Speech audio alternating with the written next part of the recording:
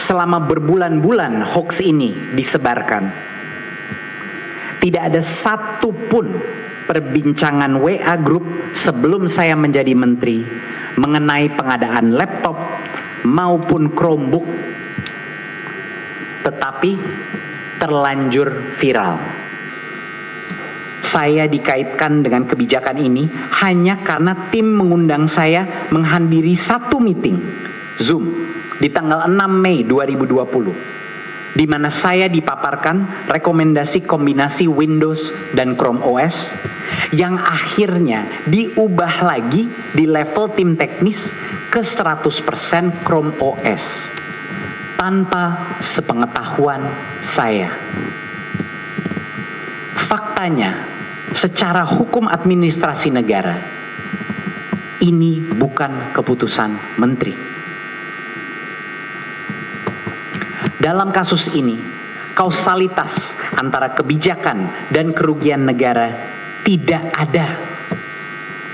Kalaupun ada kerugian negara berdasarkan markup atau kemahalan laptop, pemilihan operating system yang gratis tidak mungkin menyebabkan kemahalan harga laptop, justru mengurangi harga. Faktanya jelas, hanya 3 pihak yang dapat menentukan harga beli laptop: vendor, LKPP, dan PPK Kementerian.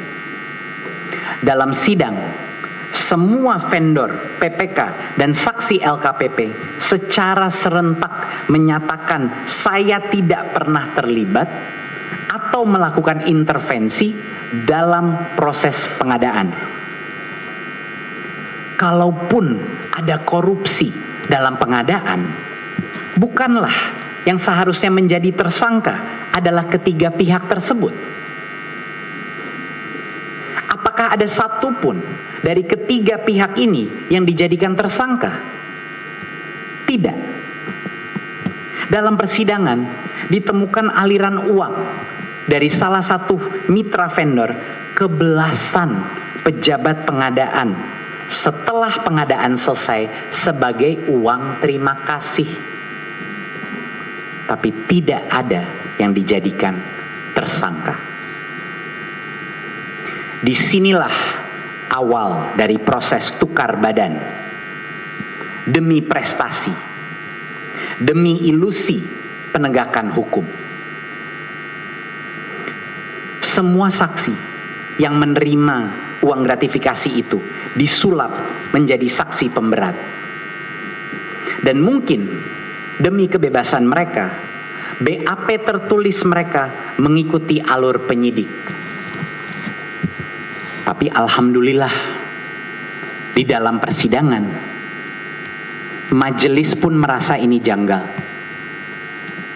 Dan yang mulia hakim membuka kejanggalan dengan menanyakan, kenapa berbagai BAP tertulis saksi jaksa persis sama? Seolah-olah di copy paste. Tapi kami melihat tangan Tuhan bergerak. Puluhan saksi jaksa diundang ke sidang.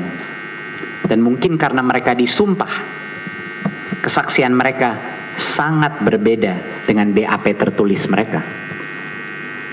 Sangat mengagetkan melihat jaksa frustrasi dengan saksinya sendiri, terus mencoba membalikkan kesaksian mereka kepada BAP tertulis. Mengapa begitu penting bagi jaksa untuk terus kembali pada BAP tertulis tersebut, kalau yang menjadi pertimbangan utama adalah kesaksian dalam persidangan? Meskipun berada di dalam tekanan, saya menghargai kejujuran para saksi jaksa. Mereka serentak mengakui bahwa saya tidak pernah memerintah mereka untuk memilih Chrome OS, bahwa saya tidak pernah terlibat dalam pengadaan, dan saya tidak pernah diberitahu mengenai aliran dana apapun. Lebih dari 50 saksi fakta dan ahli dari JPU, tidak satu pun yang membuktikan dakwaan.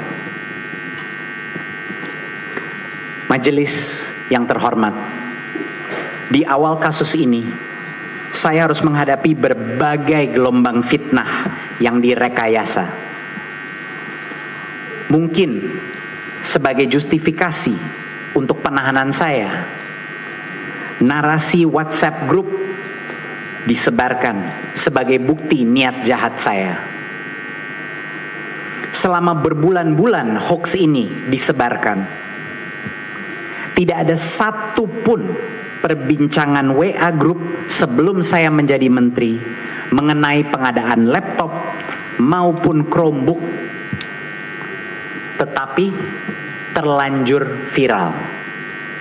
Orang-orang yang tadinya tidak percaya saya korupsi mulai mempertanyakan kejujuran saya karena fitnah ini. Setelah itu muncul narasi kedua, bahwa Chromebook mangkrak dan tidak berguna di lapangan. Faktanya terbalik. Chromebook sangat dimanfaatkan di kota maupun di daerah-daerah yang mempunyai akses 3G. Melalui fakta persidangan dan menggunakan data login CDM, terbukti 85% dari semua Chromebook yang dibeli sejak tahun 2020 masih digunakan di tahun 2025. Audit BPKP yang dilakukan di tahun 2023 dan 2024 menyebut 95% murid, 86% guru, dan 57% kepala sekolah memanfaatkan Chromebook. Data tidak bisa bohong. Saya ingin mengucapkan terima kasih kepada para guru dari Sabang sampai Merauke atas puluhan ribu komen dan cerita di media sosial mengenai kebermanfaatan Chromebook. Tanpa hadir di ruang sidang pun, para guru se-Indonesia membuka kebenaran yang ada di lapangan. Narasi angka potensi kerugian total loss 9,9 triliun lenyap. Dan dakwaan terpaksa menggeser kerugian negaranya menjadi kemahalan harga laptop. Tetapi penggeseran kerugian itu tidak mudah. Karena saat mulai dihitung, ternyata Chromebooknya dibeli di bawah harga pasar. Harga rata-rata beli Chromebook 5,6 juta rupiah. Sedangkan data dari 2 saksi jaksa yang melakukan survei harga di tahun 2020 menyebut harga rata-rata pasar 6,3 juta. BPKP diminta melakukan perhitungan kerugian setelah saya dimasukkan ke penjara. Tetapi BPKP berada dalam posisi yang sangat sulit. Yang pertama, BPK, satu-satunya institusi yang berhak menyatakan kerugian negara, tidak menemukan kerugian. Kedua, 2 audit BPKP sendiri yang dilakukan di tahun 2023 dan 2024 menyebut tidak ada kemahalan harga, tidak ada ketidaktepatan harga maupun indikasi kerugian. Ketiga, Chromebook dibeli di bawah harga pasar.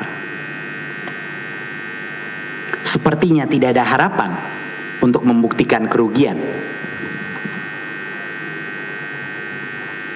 Tetapi akhirnya BPKP memutuskan untuk mengabaikan harga pasar dan menggunakan metode perhitungan rekalkulasi bottom up dengan asumsi margin wajar mereka sendiri. BPKP menyebut harga wajar rata-rata 4,3 juta, suatu harga fiktif yang tidak pernah muncul di pasar. Bahkan semua vendor bersaksi bahwa di harga tersebut mending tidak usah jual, itu harga rugi. Kalau metode kerugian BPKP diterima, itu artinya semua pengadaan laptop di Indonesia akan menjadi kerugian negara. Yang menarik bagi saya, para ahli kejaksaan, ahli di bidang kerugian negara, pengadaan, ahli audit, semuanya mengutarakan kebingungan yang sama. Mengapa metode perbandingan harga pasar tidak digunakan untuk menghitung kemahalan? Mantan Ketua BPK dan firma auditor forensik internasional AlixPartners menilai metode audit itu cacat dan tidak sah. Mungkinkah kalau metode yang tepat digunakan, hasilnya bukan kerugian, tapi penghematan? Mungkinkah ini alasan jaksa di awal sidang menolak memberikan kami hasil auditnya dengan alasan takut disalahgunakan? Saya menyampaikan ini bukan sebagai tuduhan, Yang Mulia, melainkan sebagai pertanyaan yang sampai saat ini belum terjawab.